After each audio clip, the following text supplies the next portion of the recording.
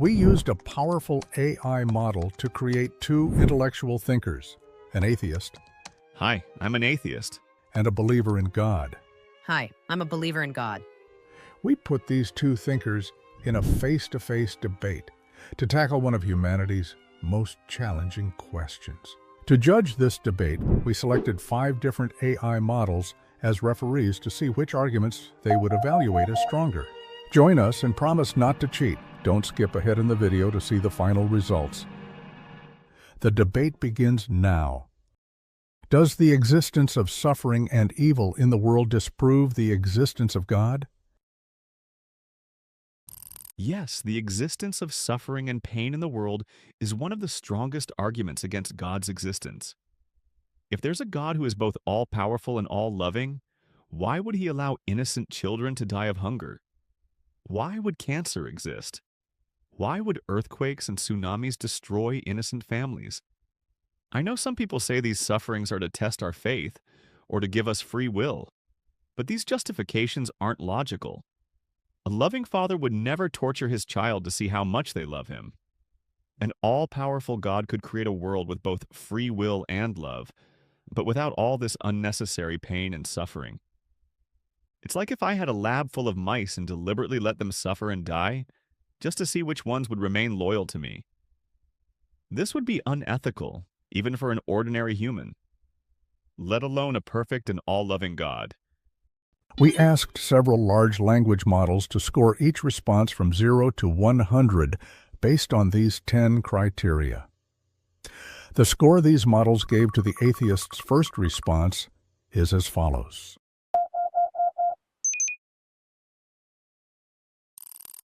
I don't deny the suffering that exists in the world, but this suffering isn't proof that God doesn't exist. In fact, without God, we couldn't even say something is bad or unethical.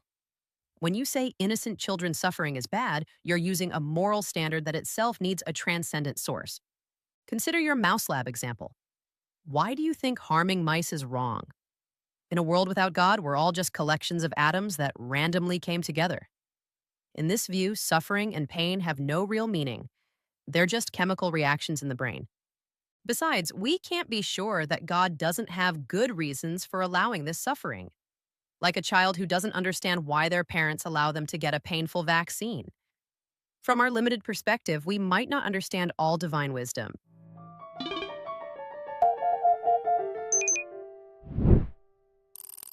Your comparison with giving a child a vaccine is interesting, but there's an important difference. Parents know the vaccine is necessary for the child's health, and its short-term pain prevents dangerous diseases. But when a child dies of hunger, what greater good is there? Regarding ethics without God, your argument isn't logical. We can decide what's right and wrong based on the consequences and impacts of our actions on others. If an action causes unnecessary suffering to intelligent beings, that action is morally wrong. We don't need God to understand this.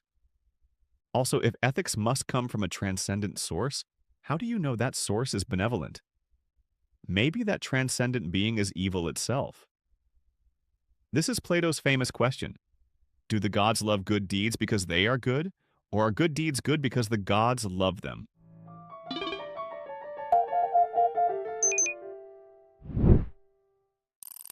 Let me address your final point about Plato's dilemma.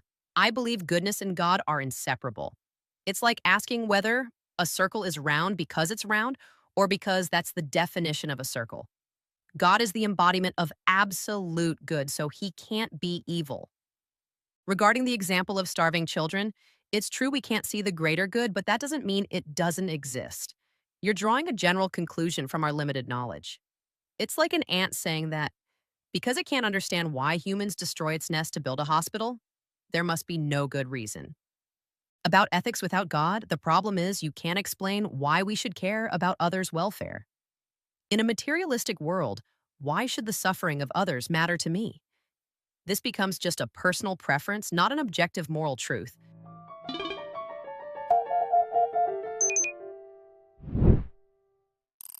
The problem with your ant comparison is that we humans, unlike ants, have the ability for moral understanding and analysis. And with this ability, we see that many of the world's sufferings are completely meaningless and unnecessary. You ask why we should care about others' welfare. I say this is a question that should be asked of a believer. Do you only care about others because God said so? Meaning, if God said torturing children was good, would you accept it? As social and rational beings, we can understand that cooperation and empathy are essential for survival and the advancement of society. Ethics comes from this natural and evolutionary understanding, not from the commands of a transcendent being. Besides, history has shown that religious beliefs themselves have sometimes led to immorality and violence.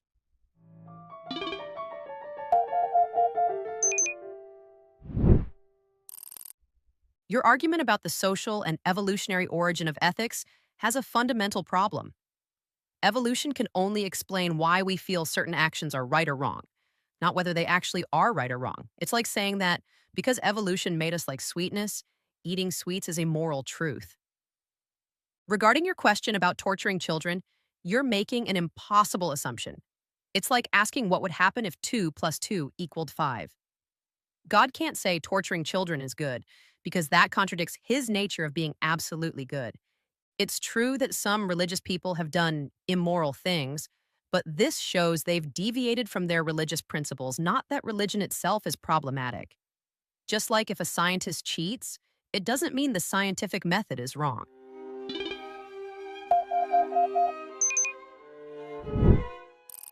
It's interesting that you say my example of child torture is an impossible assumption, because the very God you're talking about is allowing children to suffer right now. You say God can't consider torturing children as good because it contradicts his nature, but this same God allows war, famine, and disease to torture children. The 2 plus 2 equals 5 example isn't accurate either. Mathematics is a logical system with clear rules, but according to you, ethics depends on God's will. So you should be able to explain why God permits some suffering but not others. About evolution, it's true that our moral feelings are products of evolution, but we can examine and refine these feelings with reason and logic. Just like science begins with sensory observations but reaches objective truths through logic and experimentation.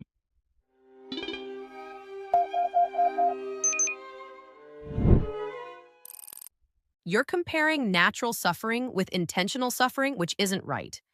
When someone deliberately tortures a child, that's different from when a natural disaster happens. It's like the difference between someone deliberately setting your house on fire versus lightning causing a fire. Regarding the difference between mathematics and ethics, this actually confirms my example. Just as mathematical truths exist independently of us, moral truths also exist independently of us and are rooted in God's nature. These moral truths are unchangeable like mathematical laws. Your comparison with science is also problematic. Science can only tell us what is, not what should be. You can't derive shoulds from is. So even if we know empathy and cooperation are beneficial for society's survival, this alone can't be a moral principle.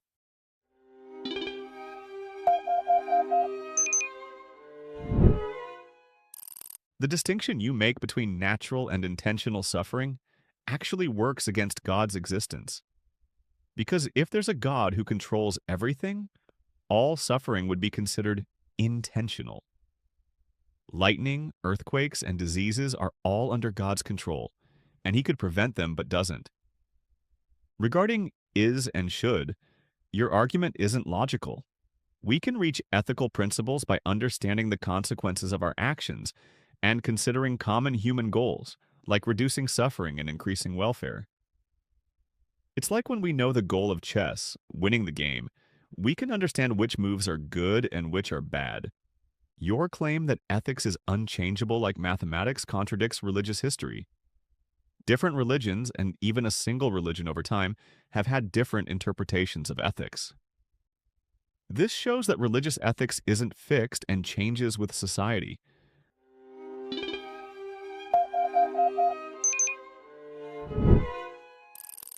When you say God could prevent all natural disasters, you're imagining an unrealistic world. The laws of nature are essential for the world to function. For instance, The same tectonic plate movements that cause earthquakes are necessary for forming mountains and maintaining Earth's atmosphere. Your chess example is interesting, but remember that humans created the rules of chess. In a world without God, who determines the purpose of life? Why should reducing suffering be the goal? Someone might say increasing power or personal pleasure is more important. About changing religious ethics, you're confusing human interpretations of moral principles with the principles themselves. It's like saying, because our understanding of physics has changed throughout history, the laws of physics have also changed. Moral truths are constant. It's our understanding of them that evolves.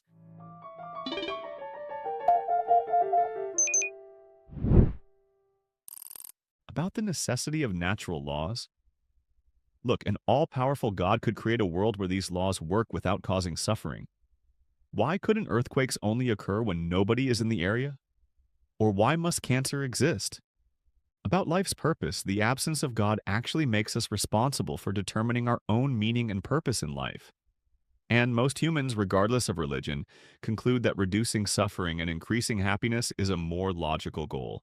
Even someone pursuing power and personal pleasure, when thinking deeply, realizes that in a society full of suffering, they too cannot achieve their desires.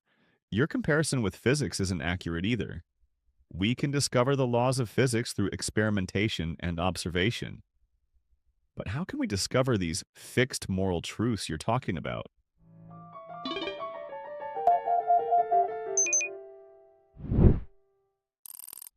You've asked a very good question about discovering moral truths. We can reach these truths through a combination of reason, moral intuition, and divine revelation. Just like understanding reality requires not only our five senses, but also reason and logic. But let's return to the laws of nature. You say God could create a world where earthquakes only happen in uninhabited areas. But this means God would have to constantly interfere with natural laws. It's like a programmer constantly modifying their code. The result would be an unstable and unreliable system. About life's meaning, the problem is that in a random, purposeless world, even that logical conclusion you mention is just an evolutionary illusion. Why should we trust the conclusions of a brain that evolved only for survival?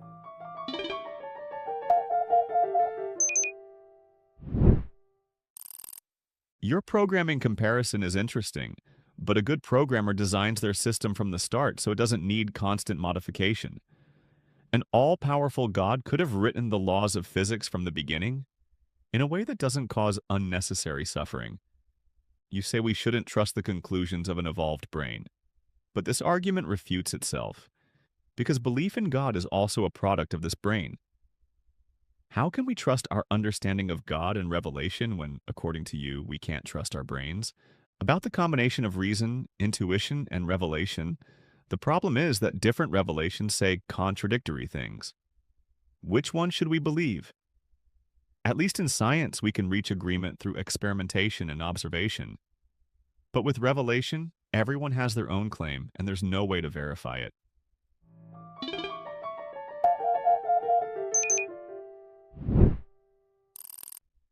You've made a good point about contradictions between different revelations. But this problem exists in science too. Scientific theories sometimes contradict each other. The solution is to find the best explanation using reason and experience. Just as a scientist chooses the theory that provides the better explanation from among different theories, we can also choose the most logical religion from among different religions. Regarding the initial design of the world, remember that we don't know if this world isn't the best possible state. Perhaps any change in the laws of physics would have caused bigger problems. It's like telling an engineer why they didn't build a stronger bridge while not knowing that a stronger bridge might have caused other problems.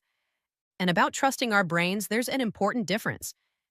If God created us, we can be confident that our reasoning ability was designed to understand truth, not just for survival.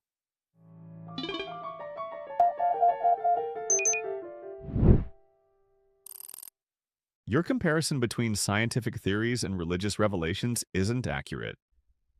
Scientific theories are testable and falsifiable, but religious claims aren't. When a scientific theory doesn't match the evidence, scientists discard it. But when a religious belief doesn't match reality, it's usually justified, or they say, God's ways are mysterious. Your argument about the best possible world is also problematic. You say this might be the best state, but an all-powerful God could overcome any limitation. The bridge example isn't appropriate because an engineer has physical limitations, but God doesn't. And finally, your argument about trusting reason is circular. You say because God created our reason, it's trustworthy, but how do you know God created our reason? Because your reason tells you so? This argument goes in circles.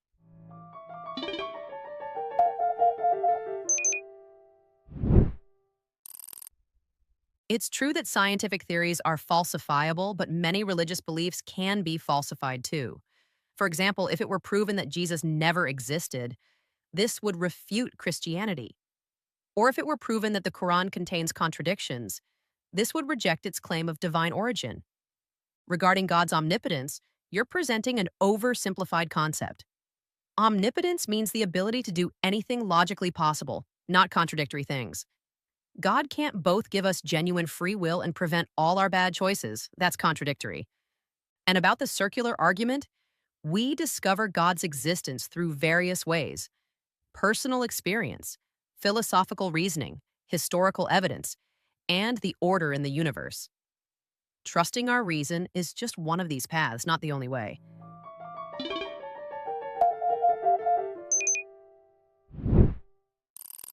The problem is that the personal experiences you mention exist in all religions. A Hindu would say they've experienced Krishna. A Buddhist would say they've reached nirvana. These experiences can't all be true simultaneously. Regarding falsifiability, your examples aren't accurate. Even if it were proven Jesus didn't exist, many Christians would say faith in the spiritual meaning is more important than historical reality. Or if contradictions were found in sacred texts, they'd say we need to find the correct interpretation. And finally, the order in the universe you talk about could be the product of natural processes. Darwin showed that even the most complex organisms can emerge without an intelligent designer. We no longer need to assume God's existence to explain the order in nature.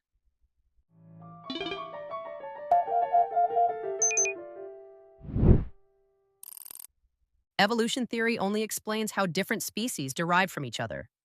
It can't explain why anything exists at all, or why the laws of physics are so finely tuned that life became possible. Regarding different spiritual experiences, I agree they can't all be true in the same sense. But this is like several people touching an elephant in the dark. Each understands part of the truth. The variety of spiritual experiences might represent different aspects of a transcendent truth. And about falsifiability, it's true that some believers deny any evidence. But this problem exists in science too. Some scientists cling to their theories despite contrary evidence. This is a weakness of humans, not a weakness of religion or science itself.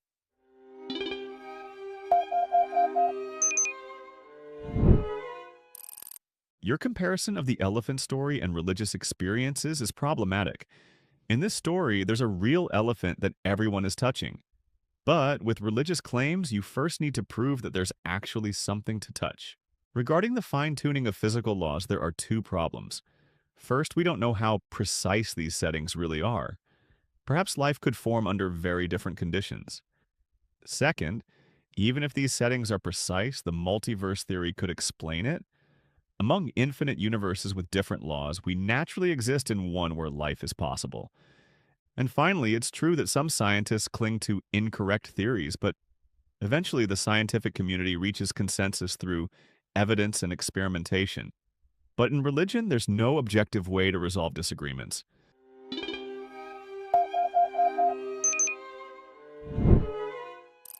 The multiverse theory you brought up has serious problems itself. First, there's no way to test or prove it. Exactly the same criticism you make of religious beliefs. Second, even if it's correct, it still can't explain why anything exists instead of nothing. Regarding the elephant comparison, you're confusing the premise with the conclusion. I'm not trying to prove God's existence with this example, but rather showing that the diversity of religious experiences doesn't necessarily mean they're all wrong. And about scientific consensus, don't forget that many of today's scientific truths were once rejected by the majority of the scientific community. Consensus isn't always a sign of truth. Sometimes a minority that has reached the truth must stand against the majority.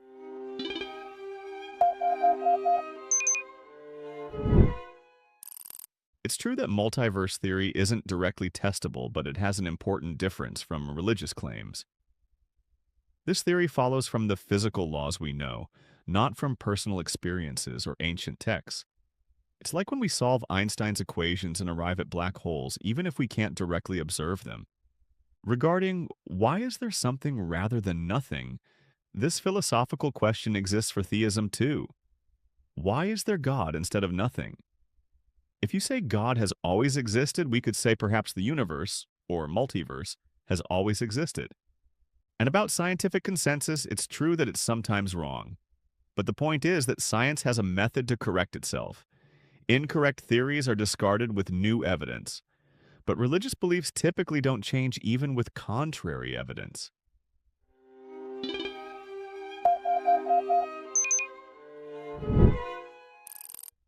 About multiverses and physical equations. The point is that these equations only describe what exists, not why it exists. Even if we understand how a multiverse works, we still don't know why these equations and laws exist. You ask why God exists instead of nothing. The difference is that God is, by definition, a necessary being, meaning he cannot not exist. It's like we can't ask why 2 plus 2 equals 4. But the material world could not exist or could be different. And about changing beliefs, religions have actually changed throughout history too. For instance, our understanding of sacred texts has deepened with scientific progress. The difference is that in science, surface realities change. In religion, our understanding of deeper truths deepens.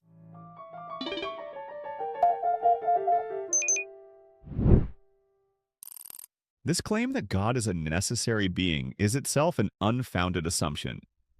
It's just wordplay. You define God as necessary, then say therefore he must exist. It's like if I defined a perfect dragon as a being that necessarily exists, so it must exist. Your comparison with 2 plus 2 equals 4 isn't accurate either. This is a logical truth that follows from the definition of numbers. But God's existence is an existential claim about external reality. You can't prove the existence of something in the real world through definition and logic alone.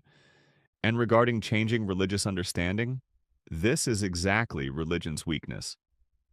When science proves something contrary to religious belief, believers interpret the sacred text to match science. This shows that the real source of our knowledge is science, not religion.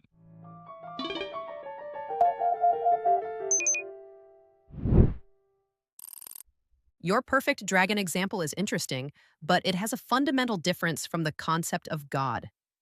God, as the source of existence and first cause, logically must be necessary, otherwise we reach an infinite regression. It's like the difference between real and imaginary numbers. Real numbers are necessary by their definition, but a dragon is a contingent being.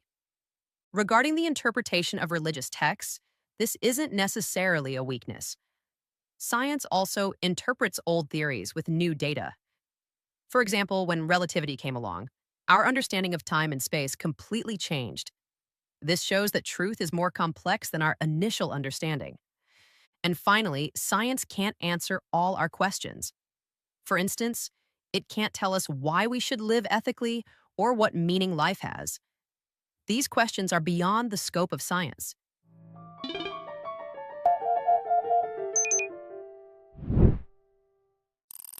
It's true that science can't directly answer questions of meaning and ethics, but it can help us better understand why we ask these questions. Scientific studies show that the search for meaning and ethics is part of human brain evolution. We don't need to assume a transcendent being put these questions in our minds. About the first cause and infinite regression, why can't God be part of this regression? If everything needs a cause, God must have a cause too. If you say God doesn't need a cause, why can't the universe or the laws of physics exist without a cause? And about changes in science and religion, there's an important difference. Change in science is based on new evidence, but change in religion is usually a reaction to external pressure. Science says, this new evidence shows we need to change our theory. Religion says, we need to interpret the sacred text in a way that matches science.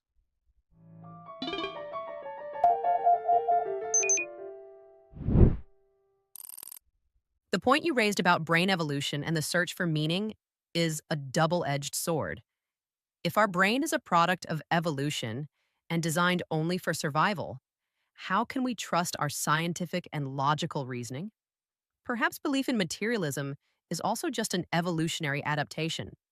Regarding the first cause, the problem is that the material world has the characteristics of a contingent being, like change, limitation, and dependence on time and space. But God, as a non material being, doesn't have these limitations. This is like the difference between numbers and physical objects. The number 2 doesn't need a cause, but 2 apples do need a cause. And about change in religion, I agree that sometimes these changes were under external pressure. But this shows that religion can adapt itself to truth, not that it's completely wrong.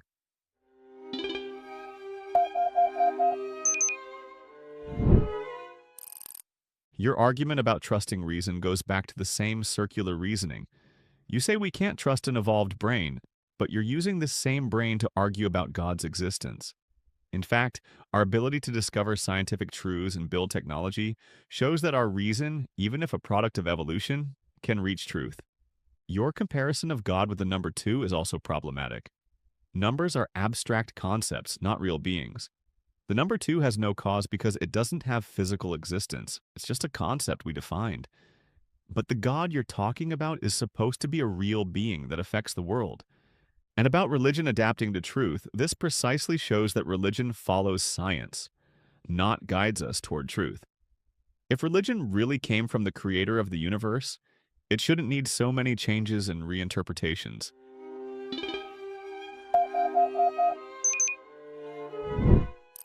You've raised a subtle point about religion being a follower, but perhaps this is part of the divine plan, that our understanding of truth gradually deepens.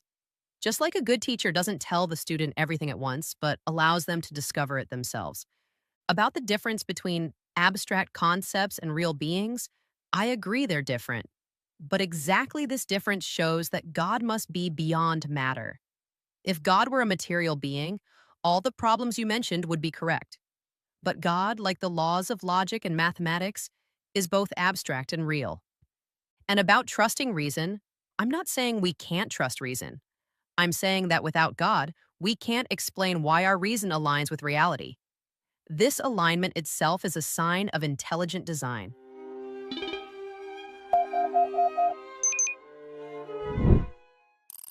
The teacher and student example can't be a good justification for changes in religion.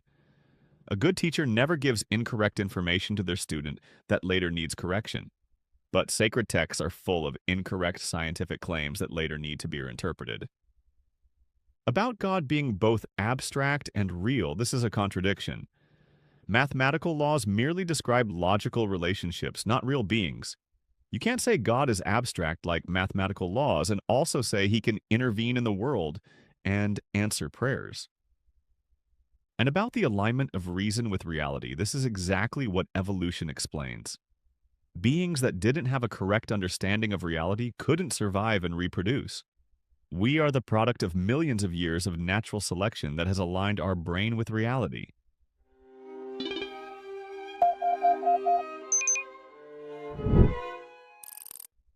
Your evolutionary explanation for the alignment of reason and reality isn't complete. Natural selection can only explain why we can understand things necessary for survival. But why can we understand abstract concepts like advanced mathematics or philosophy? These abilities weren't essential for our survival. About the contradiction between being abstract and real, this isn't a contradiction.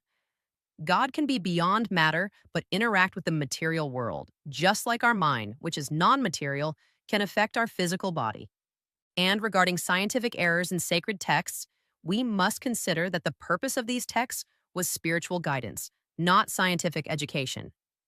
If these texts had been written in today's precise scientific language, they would have been incomprehensible to their original audience.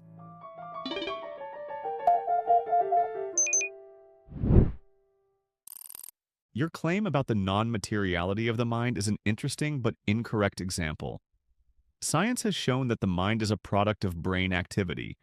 When the brain is damaged, the mind is also damaged. This shows that the mind is not separate from matter.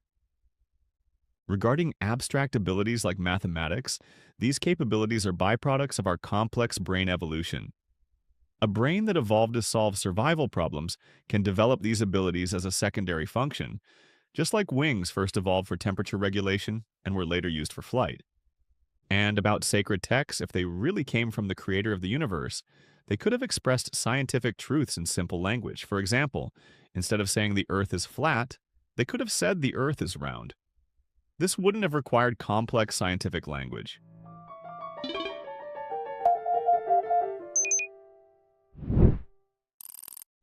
The evolution of mental capabilities has an important difference from the evolution of wings.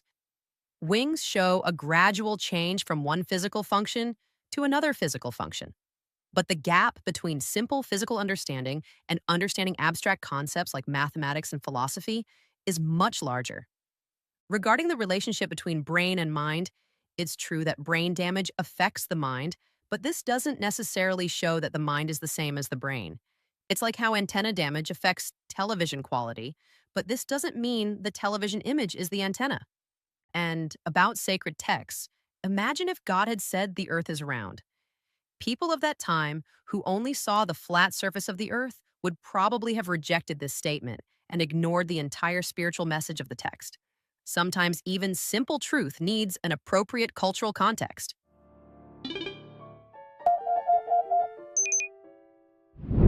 In this debate, both sides scored high on their argumentation, with the atheist side having a slight edge. Keep in mind that the content of this debate, and consequently the scores, depended on the initial prompt and the evaluation criteria. The goal was to see how two large language models debate with each other, and in the process, perhaps we as humans could learn something from this discussion. I hope that was the case. Subscribe here for more videos.